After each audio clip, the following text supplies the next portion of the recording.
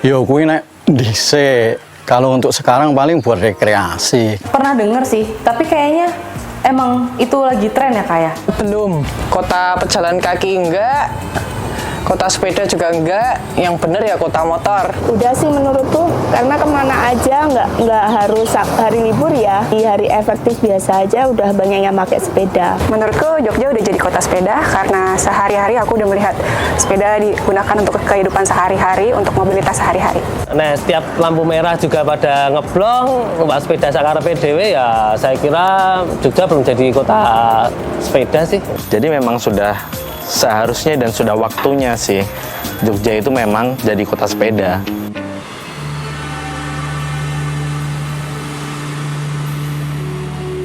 Selain dikenal sebagai kota pelajar, kota budaya, dan kota wisata, Jogja juga termasyhur sebagai kota sepeda.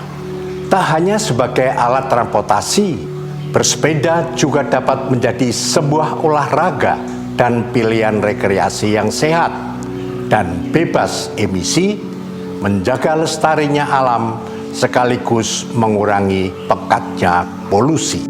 Nah, kemudian didukung dengan ketentuan atau peraturan bahwa di dalam komplek kantor wali kota tidak boleh masuk selain sepeda.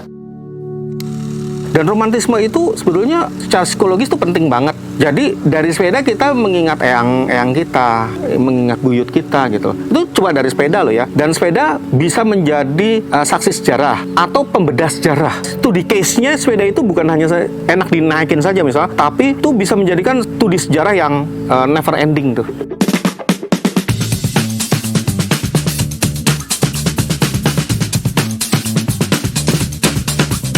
Di Jogja ada komunitas sepeda fixed gear, namanya Cycle Bandidos. Itu sekitar tahun 2009. Teman-teman street art di luar sih pada fixed gear juga, jadi ya wes kita ya ada ya fixed gear ya. Itu banyaknya orang yang mau bersepeda untuk rekreasi. Mengapa bersepeda untuk mobilitas harian seperti ke pasar, warung, sekolah, masjid belum terlaksana? Selain hili, kontur ya naik turun, kedua cuacanya kalau nggak berangkat pagi-pagi banget itu berat banget. Sampai kampus saya mesti mandi, ribet pokoknya.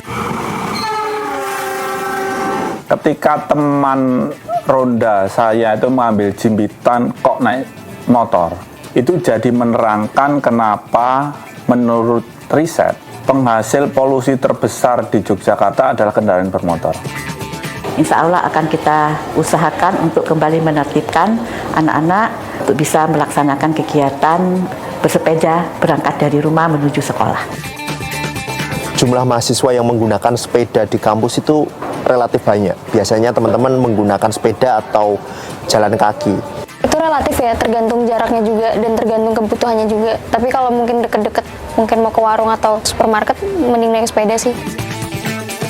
Kalau jauh ya tentu saja mungkin enggak gitu karena panas, tetapi kalau cuma keluar beli sesuatu, dan saya juga mikir studio saya ke rumah juga dekat, jadi saya pakai sepeda. Di situ kita bisa dapat teman lebih banyak, komunitas lebih banyak, lebih guyup, dan tanpa disadari kita sudah membantu lingkungan untuk menjadi lebih hijau. Manfaat medis sepeda terhadap kesehatan paru sangat baik. Paru dan jantung ya, terutama karena ini adalah salah satu contoh latihan yang bersifat cardiopulmonary exercise. Seorang dokter di University of California, Amerika Serikat, mengatakan bahwa sebanyak 15% dari populasi tersebut yang melakukan bersepeda setiap hari minimal adalah 4 kali dalam seminggu dengan durasi 30-60 menit, itu ternyata mengurangi tingkat stres. Awal 2020 sekitar bulan Maret itu kan jarang sekali transportasi. Jogja sepi banget. Nah, ketika sepi, kendaraan hanya 1-2, kualitas udara Jogja sangat enak.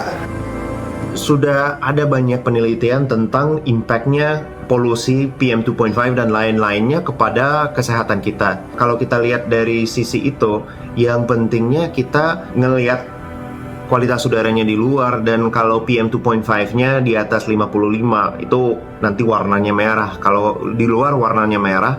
Kalau masih tetap pengen keluar, pentingnya kita pakai masker PM 2.5.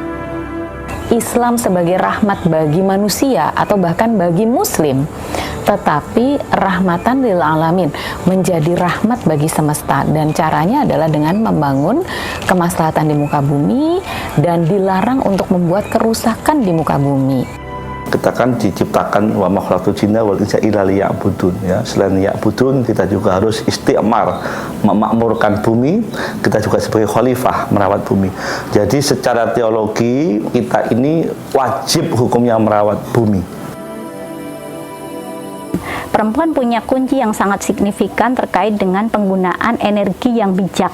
Karena secara konstruksi gender, perempuan banyak jadi orang-orang yang dia menjadi leader, dia menjadi manajer terkait dengan aktivitas domestik yang sangat dekat dengan penggunaan energi kotor. Salah satunya adalah penggunaan transportasi, jemput anak sekolah, nganter anak sekolah, pergi ke pasar, pergi arisan, pergi aktivitas bertetangga, semuanya menggunakan energi kotor. Jadi kalau kita ingin udara kota Jogja ini bersih, maka sebenarnya kembali kepada kita semuanya. Tentu saja selain pada kebijakan dari pemerintah yang itu sangat penting untuk menciptakan budaya hidup yang lebih ramah iklim. Harapan saya kalau memang kemudian Perda sebagai awalan untuk meletakkan fondasi legal formal untuk mendukung orang-orang Jogja bersepeda gitu, maka itu harus diikuti juga oleh infrastruktur gitu yang kemudian kelihatan nih bentuk konkret dari standingnya pemerintah kota gitu. Jadi dengan menyediakan, memikirkan ulang penataan transportasi, memikirkan ulang pembagian space bagi masing-masing kendaraan, dan memberi ruang bagi para pesepeda ini.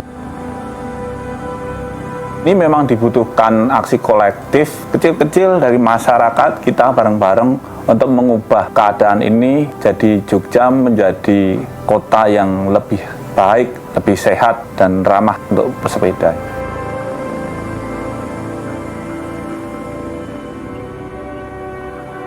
Dekat bersepeda mungkin hanya langkah kecil yang tidak seberapa. Tapi bayangkan jika kita lakukan ini bersama-sama. Bukan tidak mungkin Jogja kita bisa kembali menjadi kota sepeda. Saya Mengkubuwono X, Gubernur Daerah Istimewa Yogyakarta, mendukung kampanye untuk Jogja lebih baik.